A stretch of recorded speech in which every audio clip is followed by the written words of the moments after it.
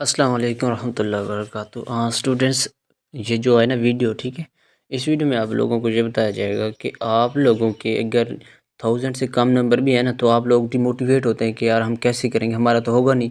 मतलब ये सोचे आपको ना डिस्टर्ब करती रहती हैं, आपको मेंटली तौर पर ना वो डिस्टर्ब करती हैं।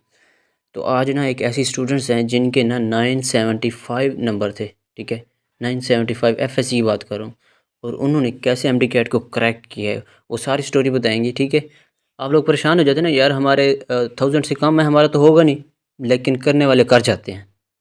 तो ये कहानी उन्हीं की ना, आप ज़बानी जब सुनेंगे ना, इंशाल्लाह आपको बहुत ही बेनिफिट होगा इसका। तो आप इंशाल्लाह हिम्मत भी नहीं हारेंगे, और आप लोगों को पता लग जाए कि यार कैसे करने हैं। तो इंशाल्लाह वो स्ट्रेटजी आप अपनाएंगे ना, तो इंशाल्लाह आपका ईज़िली से हो जाएगा, ठीक है। तो इनको ना गौर से आप सुनिएगा, ठीक है। इंशाल्लाह ये बेनिफिशियल होगा आपके लिए। चलें स्टार्ट आपके करें। टेस्ट की डेट क्या है क्या नहीं है, इट डजेंट मैटर। आप एक डेडलाइन बनाएं कि इस अक्टूबर तक, फॉर एग्जाम्पल 20 अक्टूबर तक मेरी सारी प्रेपरेशन हो जानी चाहिए। अस्सलाम वालेकुम, मेरा नाम अनम असलम है। मैं कायद-ए-आज़म मेडिकल कॉलेज बहावलपुर की फ़र्स्ट ईयर एमबीबीएस स्टूडेंट हूँ। मेरे एमडी कैट में 183 मार्क्स हैं और एफएससी में मेरे 975 मार्क्स हैं और मैट्रिक में मेरे 1023 मार्क्स हैं। एग्रीगेट मेरा 90.2714 था।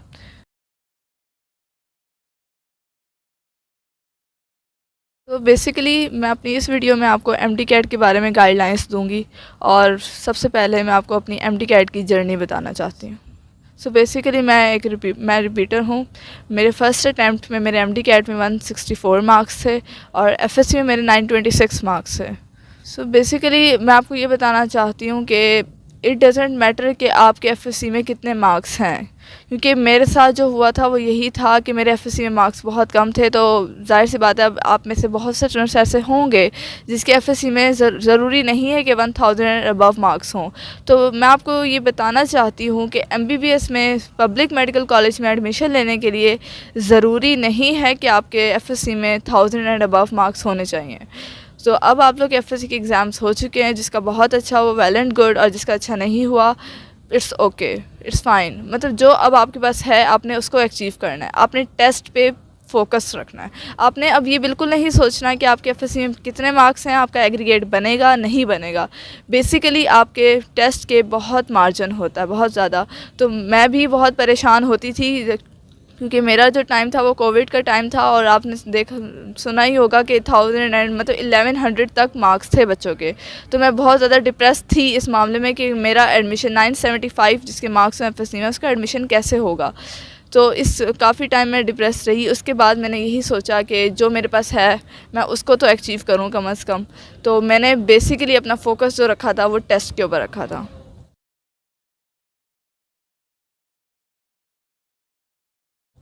तो टेस्ट के लिए अब आपके टेस्ट के पास भी बहुत सी चीज़ें हैं कि आपने बुक्स कौन सी पढ़नी है, आपने एमसीक्यूज़ की प्रैक्टिस कहाँ से करनी है, आपने कौन सी एकेडमी ज्वाइन करनी है। फ़र्स्ट ऑफ़ ऑल कि अगर आपने कोई एकेडमी ज्वाइन की हुई है इट्स गुड, और अगर आपने नहीं ज्वाइन की हुई तो ये कोई मुश्किल बात नहीं है कि जो एकेडमी ज्वाइन करते हैं एडमिशन सिर्फ उन्हीं का होता है। अच्छी बात है कि किप्स एकेडमी बहुत अच्छा प्रिपेयर करवाती है बच्चों को, स्टार्स एकेडमी है। But for me I didn't join any academy, मैंने सेल्फ स्टडी की थी। मैटर ये करता है कि आपको कितना समझ आ रहा है और आपका कितना फोकस अपनी स्टडी पे। अगर आप एकेडमी जाकर, अगर आप एकेडमी से वापस आकर अपने आप को मेंटली सेटिस्फाइड नहीं समझते, तो आई डोंट थिंक सो कि आपको एकेडमी जाना चाहिए। अगर आप सेल्फ स्टडी कर सकते हैं, do go for that and do self study.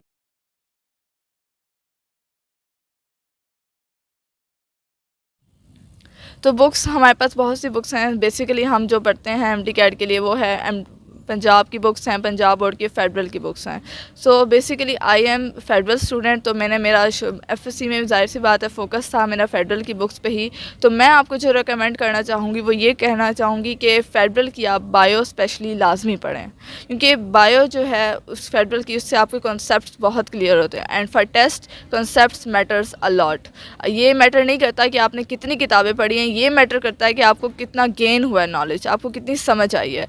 And for Punjab text book board मैंने वो भी पढ़ी थी पीडीएफ फॉर्म में, क्योंकि उसमें बहुत सारा नॉलेज था और एमसीक्यूज़ के लिए मुझे काफ़ी हेल्प मिली थी। और for physics I will suggest you to go for federal नहीं, पंजाब टेक्स्ट बुक बोर्ड, क्योंकि जो फेडरल की बुक है हमारे पास फिज़िक्स की, वो बेसिकली केपीके की बुक है, तो इतनी ज़्यादा वो इसमें काफ़ी मिस्टेक्स भी हैं, तो I will recommend you to go for Punjab text book board for physics. And chemistry के लिए भी आपको फेडरल भी पढ़नी चाहिए। बेसिकली ऑर्गेनिक केमिस्ट्री के लिए ज़रूर आप फेडरल को कंसल्ट करें। और उसके बाद आ जाता है एमसीक्यूज़ की प्रैक्टिस। एमसीक्यूज़ की प्रैक्टिस मैंने किप्स की बुक से ही की थी। आपके पास एक वेबसाइट है जिससे मुझे बहुत ज़्यादा हेल्प मिली थी, वो है www.saeedmdcat.com। इस वेबसाइट पे आपको सारे टेस्ट, ऑनलाइन टेस्ट आपको मिल सकते हैं, आपको काफ़ी हेल्प मिल सकती है। तो मैंने बेसिकली वहीं से टेस्ट की प्रैक्टिस की थी, और ज़्यादा टेस्ट की प्रैक्टिस मैंने फ़िज़िक्स के लिए की थी, क्योंकि फ़िज़िक्स जो एक ऐसा सब्जेक्ट है जिसमें आपका टाइम और आपका मतलब फ़ोकस बहुत मैटर करता है, और एमडी कैट के स्टूडेंट्स के लिए बहुत मुश्किल होती है कि हम फ़िज़िक्स को कैसे प्रिपेयर करें।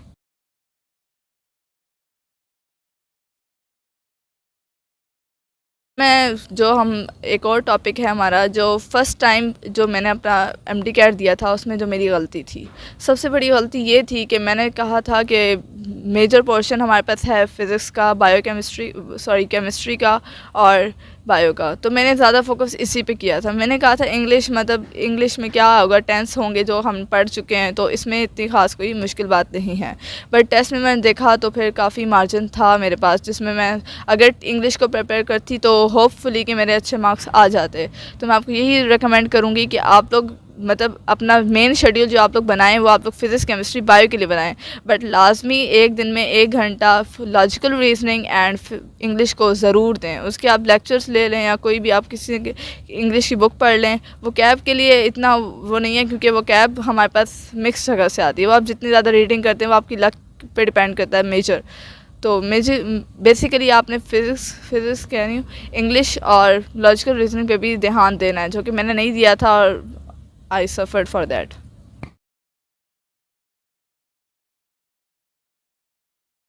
तो अब मैं आपको बताना चाहूँगी कि हमारी कंडीशन कैसी है। पिछले साल भी वही हुआ था जो अब हो रहा है। यही था कि डेट आती थी, डिले हो जाती थी।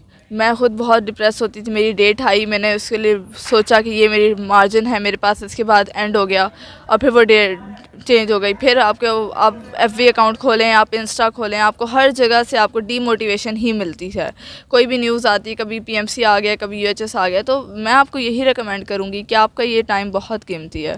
जिससे मैंने आपको बताया कि मेरे एफएससी में बहुत कम मार्क्स है, even then I got admission. तो इसकी बेसिकली यही वजह थी। वो अलग बात है कि 2-3 दिन मैं काफ़ी डिस्टर्ब रही थी, बट एट द लास्ट मैंने यही देखा कि मैंने मेहनत करनी है, मैंने अपना पढ़ना है, मैंने अपना टाइम जो है स्पेशली वो इन चीज़ों पे, सोशल मीडिया पे बिल्कुल ज़ाया नहीं करना। क्योंकि आप वो काम करें जो आपको मोटिवेट कर रहा है। आप अपने पेरेंट्स को कह दें, आप अपने बड़े बहन भाइयों को कह दें कि वो आपको गाइड, मतलब आपको लेटेस्ट न्यूज़ दे दे कि अब डेट का क्या कुछ फाइनलाइज हुआ है, नहीं हुआ।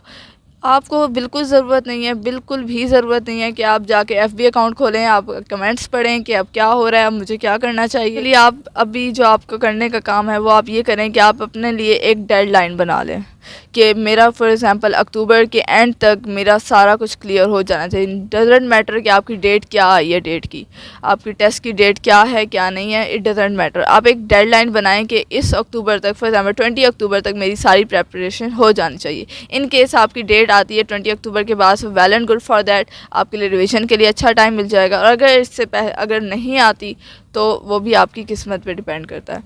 तो मतलब आपने अपना टाइम जो है अभी इन चीज़ों में बिल्कुल भी ज़ाया नहीं करना, अपने स्टडीज़ पे ही फोकस रखें और एक उससे पे चलें। फॉर एग्ज़ाम्पल अगर आप पढ़ रहे हैं किप्स की बुक, तो कोई आपको आके कहता है कि भाई stars is much better than KIPS, तो ये ना हो कि आप डाइवर्ट हो जाएं उसकी तरफ।